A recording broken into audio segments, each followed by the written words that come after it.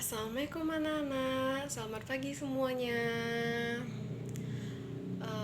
Baiklah, sebelum kita memulai pembelajaran hari ini, alangkah baiknya kita berdoa dulu ya. Berdoa menurut kepercayaan dan agamanya masing-masing.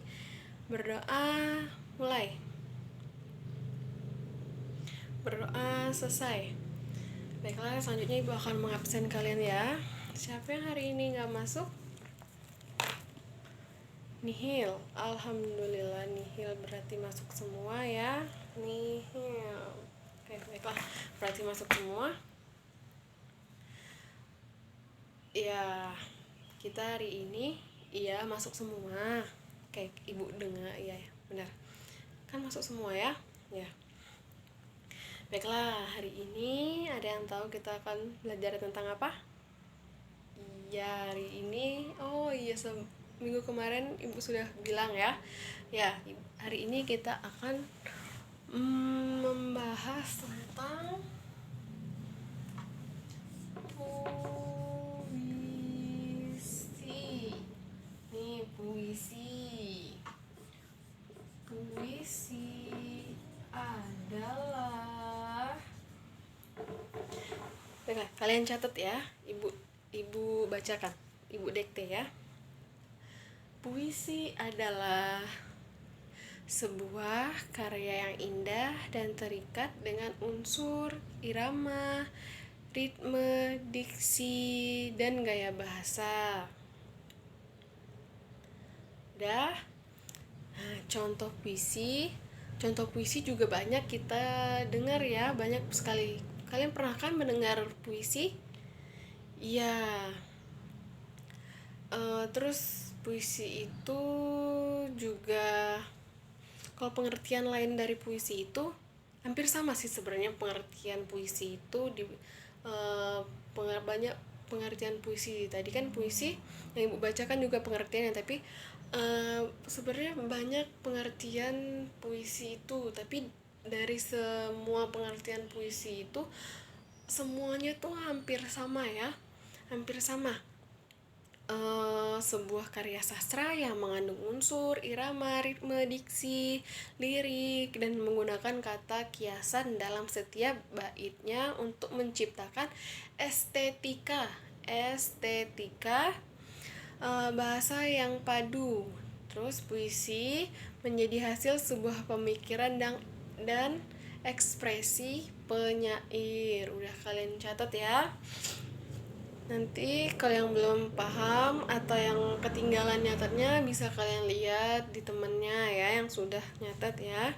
Terus ada banyak jenis puisi. Terus puisi, kalau pada umumnya puisi dibagi menjadi dua, yaitu puisi lama dan puisi baru atau puisi modern.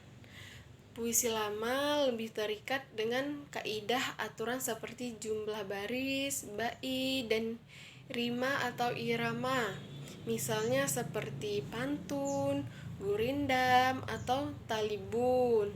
Terus sementara kalau puisi baru itu lebih bebas dan tidak terikat aturan tertentu.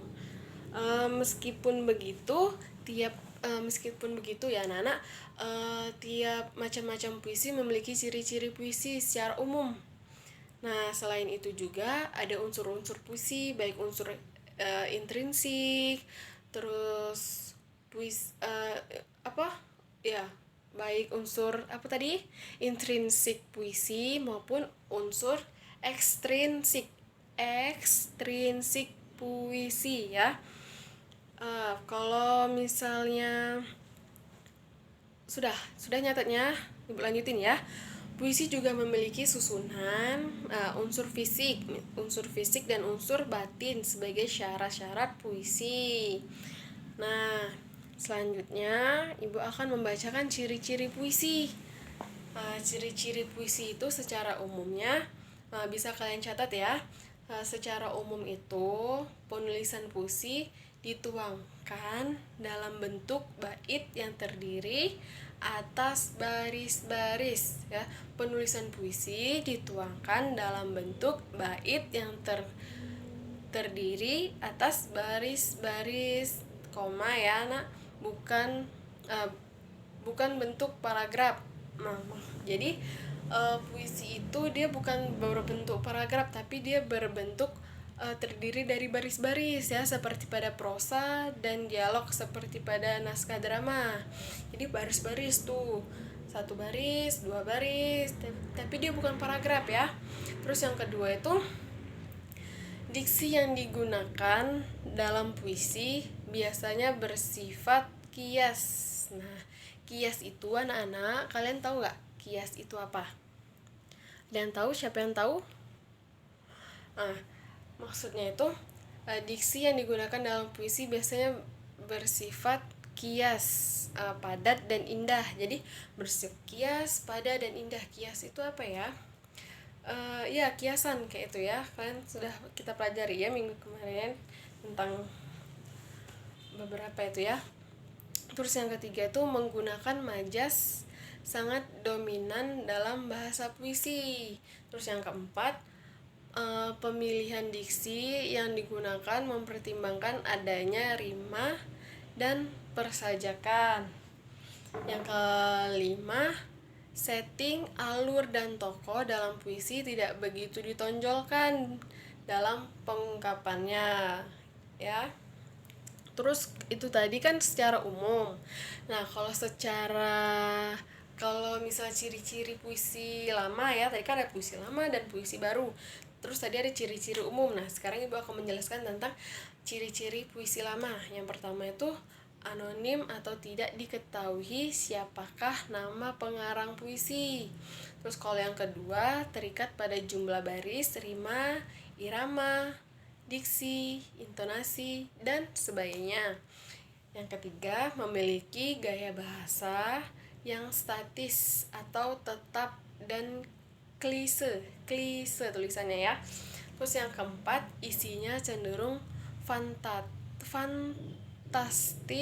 dan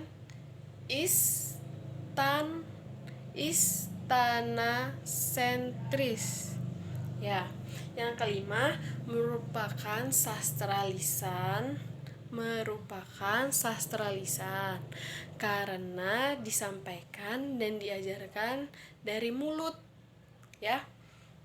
Jadi penyampaian itu dari mulut ke mulut. Itu tadi ciri-ciri puisi lama ya. Terus kalau yang puisi baru, ciri-cirinya yang pertama, nama pengarang puisi diketahui. Kalau tadi kan tidak diketahui ya. Terus kalau yang kedua, tidak terikat jumlah baris, rima, dan irama. Pokoknya ciri-ciri dari puisi baru ini dia tuh hampir kebalikan dari puisi lama ya. Terus yang ketiga, memiliki gaya bahasa yang dinamis atau berubah-ubah. Terus yang keempat, puisi cenderung bersifat simetris ya, atau memiliki bentuk rapih. Jadi rapi puisinya tuh ya.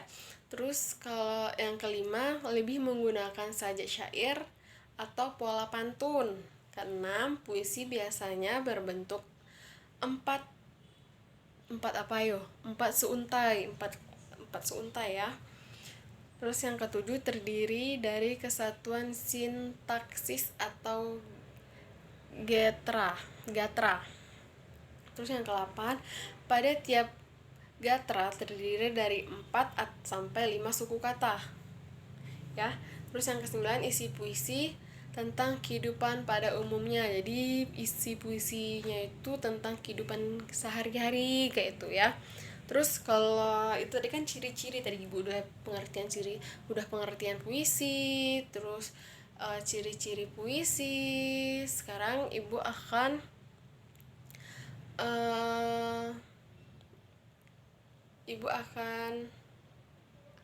ini ya,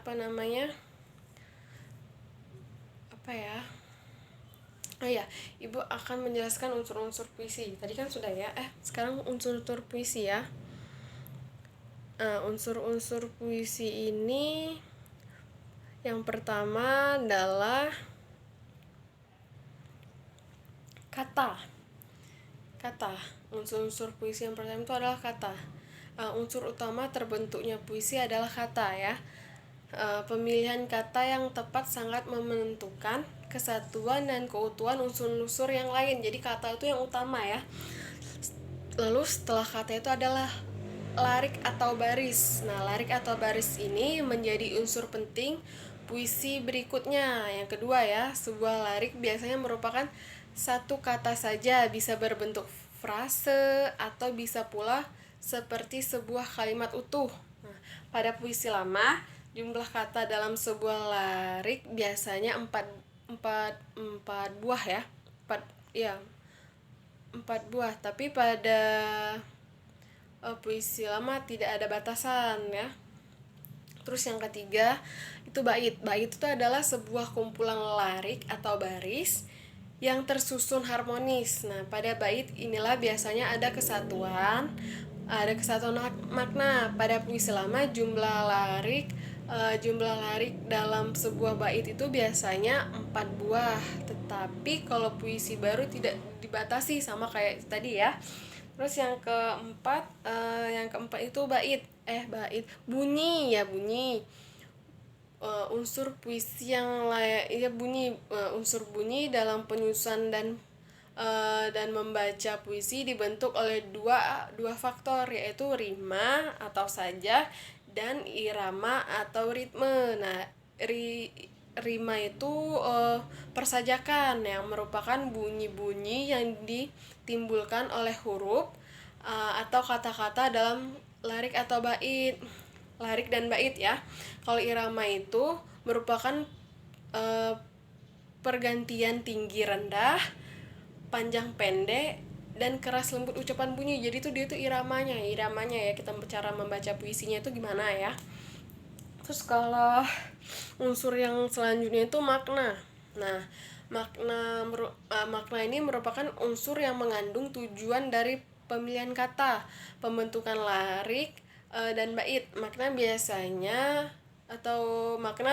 bisa menjadi isi dan pesan dari puisi tersebut. Jadi kita dalam membuat puisi itu ada maknanya. Apa sih makna dari puisi yang kita buat itu? Nah, terus sampai sini dari pengertian, ciri-ciri, unsur, apakah kalian semua sudah jelas? Baiklah,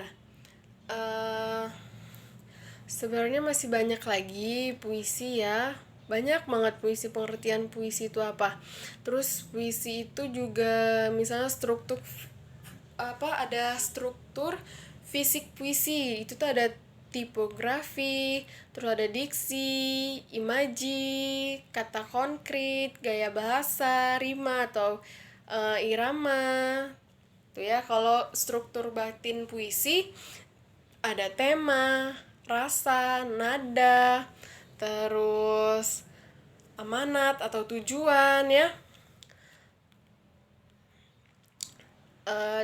Mungkin minggu depan Ibu akan menyampaikan struktur itu ya. Mungkin sampai sini pembelajaran kita hari ini. Apakah kalian semua sudah jelas tentang puisi? Dan akan kita lanjutin untuk minggu depan ya.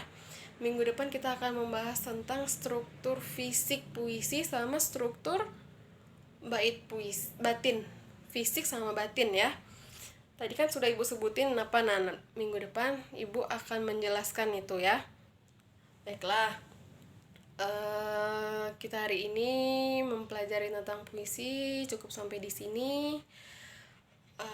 Sebelum kita mengakhiri ini pembelajaran hari ini, sebaiknya kita berdoa dulu ya. Berdoa menurut kepercayaan. Ini sebelum berdoa itu rapiin dulu buku-bukunya, sampai lupa Ibu. Rapiin dulu, setelah rapi baru kita berdoa, oke? Ya, udah rapi, ayo duduknya rapi. Baiklah, kita mulai ya doanya ya. Berdoa menurut kepercayaan dan agamanya masing-masing. Berdoa mulai. Berdoa selesai. Baiklah, Ibu akhiri. Wassalamualaikum warahmatullahi wabarakatuh.